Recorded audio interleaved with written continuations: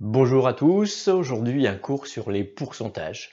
Donc les pourcentages, c'est au programme de 4e et de 3e. Il faut savoir faire des calculs avec des pourcentages, il faut savoir ajouter des pourcentages, enlever des pourcentages, sans se tromper. Alors ce que je vous propose de faire aujourd'hui, c'est de commencer directement sur un exemple pour voir un peu de quoi il s'agit. Alors par exemple, comme vous voyez ici, l'exercice est le suivant, on va décider d'ajouter une TVA de 5,5% à un prix hors taxe, par exemple de 12 €, dans l'idée de trouver un prix TTC. Alors, comment est-ce qu'on fait? Alors, on va déjà regarder 5,5%, qu'est-ce que ça veut dire? Donc 5,5%, c'est comme une fraction, c'est 5,5 divisé par 100.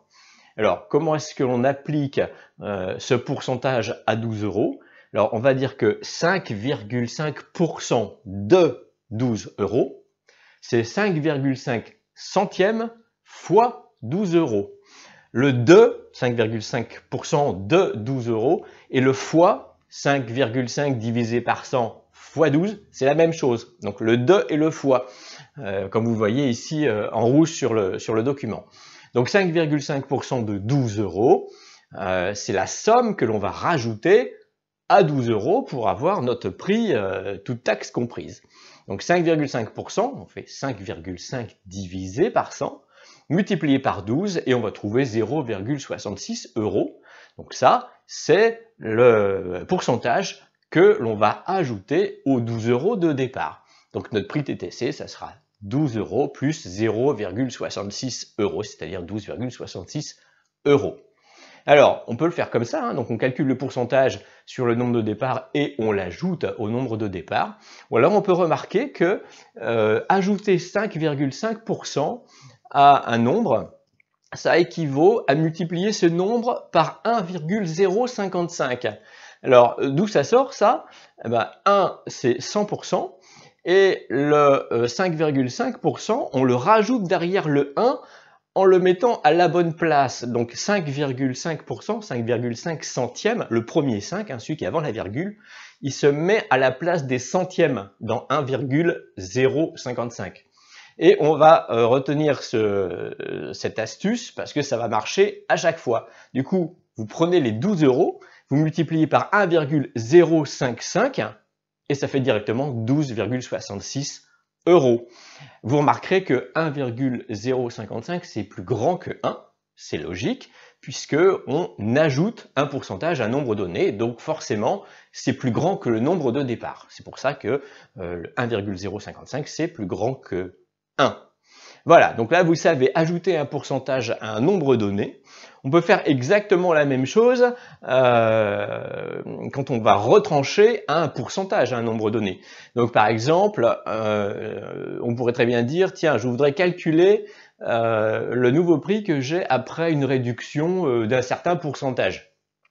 Alors, comme vous le voyez ici, dans l'exemple, faire une réduction de 3% à un prix de 12 €, comme on fait. Alors on va déjà calculer ces 3% de 12 €, donc 3% c'est 3 centièmes. Donc on va faire comment? Et bien voilà, on va dire 3% de 12 €, c'est égal à 3 centièmes fois 12 €. Donc le de et le fois. Vous voyez, c'est en rouge ici. Donc, on va faire le même calcul que tout à l'heure. Donc il faut calculer cette petite quote-part là de mon prix de départ qui correspond à ces 3%, c'est-à-dire à ces 3 centièmes. 3 centièmes de 12 €, c'est 3 centièmes fois 12 €, c'est-à-dire 3 fois 12 divisé par 100, et ça fait 0,36 €. Et c'est cette somme-là que je vais retrancher de mes 12 € de départ, puisque c'était une réduction. Si c'était une augmentation de prix, on ferait plus. Là, c'est une réduction, on fait moins. Donc on va prendre les 12 €, on va enlever les 0,36 et ça fait 11,64 €. Voilà, donc là, on s'est retranché un pourcentage à un nombre donné. Alors, même remarque que tout à l'heure, quand on a ajouté des pourcentages, là, on va retrancher des pourcents, et on va s'apercevoir que retrancher 3% à un nombre, ça équivaut à multiplier ce nombre de départ par quelque chose qui est plus petit que 1, qui est 1 moins 0,03. 0,03, c'est nos fameux 3%. Et donc ça fait 1 moins 0,03, ça fait 0,97. Du coup, nos 12 euros de départ, je vais les multiplier par 0,97. 0,97, au passage, c'est plus petit que 1. C'est normal, puisqu'on retranche un pourcentage à un nombre donné. Donc si on retranche, au final, on a plus petit à la fin que le nombre de départ. Donc 12 euros fois 0,97, ça fait 11,64 euros. Voilà. Donc vous savez retrancher un pourcentage à un nombre donné, c'est la même chose que ajouter un pourcentage à un nombre donné, sauf que vous avez remarqué, il y a un signe moins dans l'équation finale. Alors, ce que je vous propose de faire pour illustrer tout ça, c'est un petit exercice qui est assez courant. On le trouve beaucoup dans les programmes de 3e ou de 4e d'ailleurs aussi, et parfois même au brevet. Alors, exemple. Donc, pendant les soldes, un magasin fait une baisse de 5% sur un article de 17 euros. Après les soldes, il va réaugmenter le dernier prix connu de 5%. La question, est-ce que le prix final, c'est le même prix que celui qu'on avait avant les soldes? Donc je recommence, je réexplique. On fait une baisse de 5%, ça fait un certain prix. Après les soldes, je fais une hausse de 5%. Est-ce que les 5% en plus et en moins se compensent pour qu'à la fin, on ait le même prix qu'au début? Eh bien, on va faire le calcul, parce que peut-être que ce ne sera pas le même prix. Alors, comment est-ce qu'on fait? Pendant les soldes, le prix est de combien? Eh bien, on va faire 17 euros. Et on va faire moins, puisque ce sont des soldes, c'est une baisse de prix. Moins quoi? Moins 5% de 17 euros. Donc on va écrire 5 divisé par 100 fois 17. Et c'est cette somme-là que je vais retrancher à 17. Donc ça va faire 17 euros moins, alors si on calcule, 5 centièmes de 17 euros, ça fait 0,85 €. Et donc 17 moins 0,85, ça fait 16,15 €. Voilà, donc là, on a fait nos soldes, c'est moins cher. À la fin des soldes, le prix va augmenter. Il va augmenter de 5%. Alors, où est l'astuce et la ruse qu'un certain nombre de gens ne voient pas? C'est que les 5%, cette fois-ci en hausse, ils vont s'appliquer au dernier prix connu. Or, le dernier prix connu, c'est pas 17 euros. C'est 17 euros moins la baisse qu'on a eue juste avant.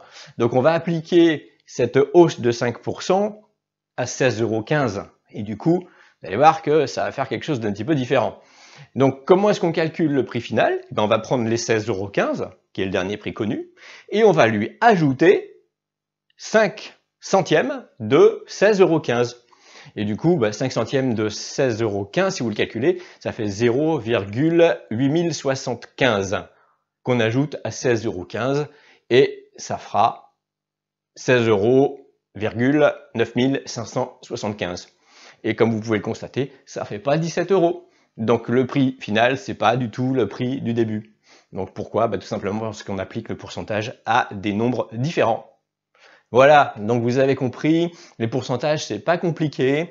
On calcule toujours le pourcentage du nombre de départ et soit on l'ajoute, soit on l'enlève pour avoir le nombre d'arrivées. Voilà, vous êtes incollable sur les pourcentages. Je vous encourage à essayer de faire d'autres exercices de ce type-là pour que ce soit tout à fait évident pour vous. Voilà, à bientôt!